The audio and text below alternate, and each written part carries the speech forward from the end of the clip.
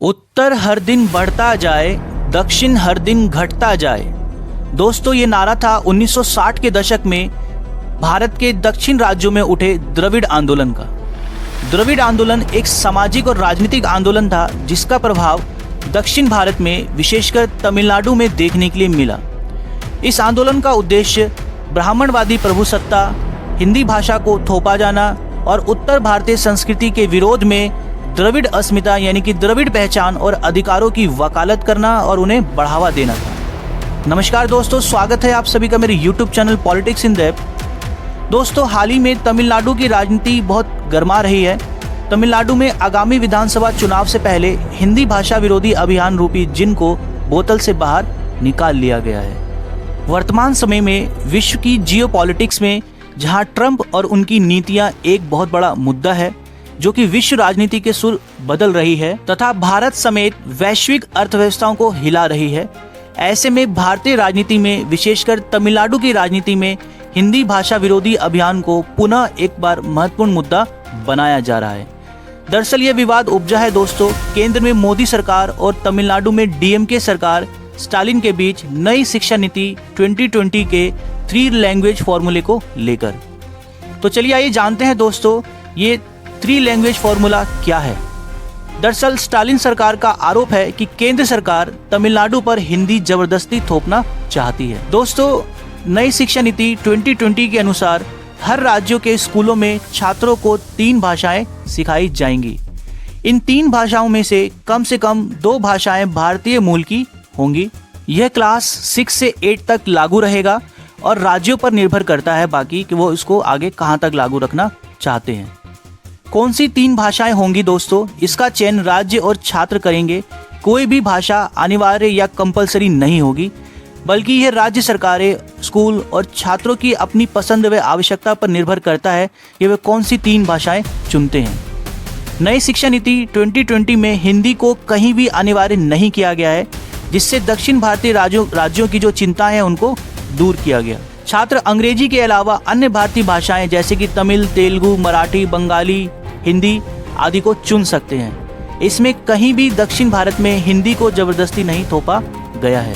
नई शिक्षा नीति के 3 लैंग्वेज फॉर्मूले का उद्देश्य छात्रों को बहुभाषी बनाना है और भारतीय भाषाओं को बढ़ावा देना है। दोस्तों, अगर हम बात करें नई शिक्षा नीति के 3 लैंग्वेज फॉर्मूले की, तो ये जो फॉर्मूला है ये काफ़ी फ्लेक्सिबल है।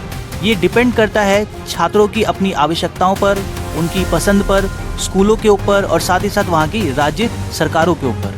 नई शिक्षा नीति में इस बात पर भी दोस्तों जोर दिया गया है कि जो 5वीं तक की पढ़ाई होगी वो बच्चों की मूल भाषा यानी कि जो उनकी स्थानीय, क्षेत्रीय या जो मदर टंग है उसमें होगी। नई शिक्षा नीति 2020 का उद्देश्य हिंदी को किसी पर थोपना नहीं है। इसका उद्देश्य तो भाषाई विविधताओं से परिचित कराना है।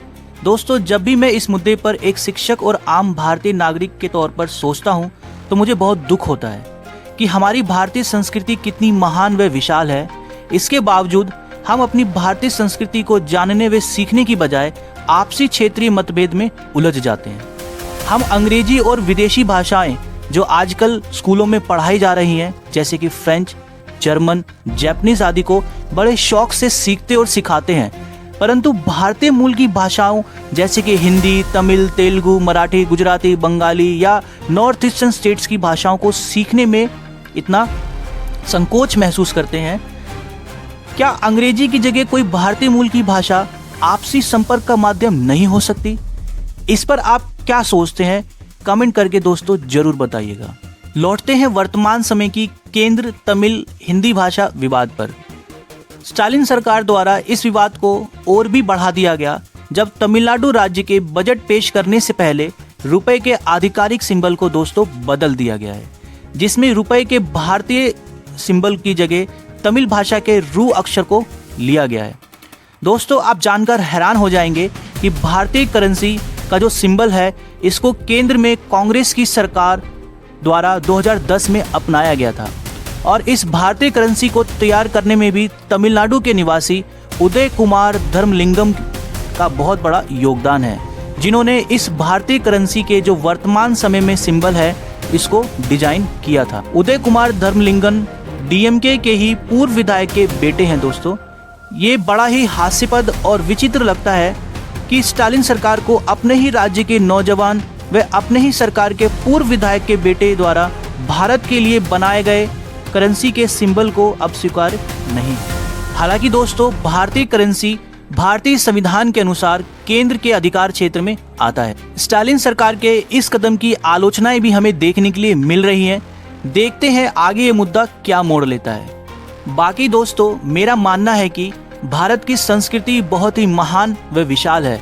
जहां पूरी दुनिया में विविधता को देश की सुरक्षा के लिए खतरे के तौर पर देखा जाता है, वहीं भारत एकमात्र ऐसा देश है जहां यहाँ की विविधता को खतरे के तौर पर नहीं बल्कि विविधता को एकता के तौर पर देखा जाता है, यानी कि यूनिटी इन डाइवर्सिटी के तौर पर देखा जाता है। विविधता भारत की पहचान है, शान है। भाषाओं व संस्कृति के बीच कोई विवाद नहीं होता, क्योंकि भाषा व संस्कृति की कोई अपनी सीमा नहीं होती है और ये आपस में एक दूसरे से परिचित होते हैं, एक दूसरे से मिलते जुलते हैं, वे एक दूसरे को अपनाते भी हैं। अगर संस्कृति और भाषा के बीच विवाद होता तो भारतीय सिनेमा, अगर मैं बात करूं, साउथ इंडियन सिनेमा पूरे भारत में इतना फेमस या प्रसिद्ध नहीं होता। विशेषकर उत्तर भारत में जो भारतीय सिनेमा, दक्षिण भारतीय सिनेमा है, वो बहुत ही प्रसिद्ध है। उत्तर भारत के हर राज्य में आपको चिरंजीवी, नागार्जुन, सुरेश बाबू, अल्लू अर्जुन, प्रभास, विजय, जूनियर NTR, रजनीकांत, रामचरण, सूर्य आदि के फैन नहीं मिलते। मुझे खुद भारतीय फिल्में व भारतीय संस्कृति बहुत पसंद है। उत्तर भारत में दक्षिण भारतीय व्यंजन कितने लोकप्रिय हैं ये किसी को बताने की जरूरत नहीं है। शायद ही दोस्तों कोई ऐसा रेस्टोरेंट होगा उत्तर भारत में जहां डोसा, इडली या दक्षिण भारतीय व्यंजन ना मिलते हों, और शायद ही कोई ऐसा उत्तर भारतीय होगा जिसने इन दक्षिण भारतीय व्यंजन का स्वाद ना चखा हो।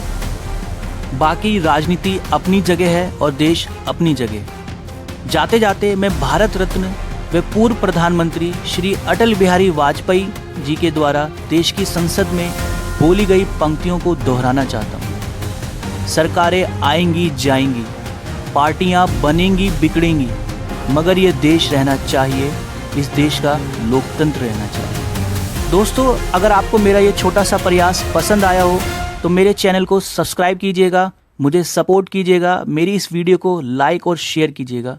मिलते हैं नेक्स्ट वीडियो में किसी और इम्पोर्टेंट टॉपिक के साथ। तब तक के लिए आप सभी का बहुत बहुत धन्यवाद। जय हिंद।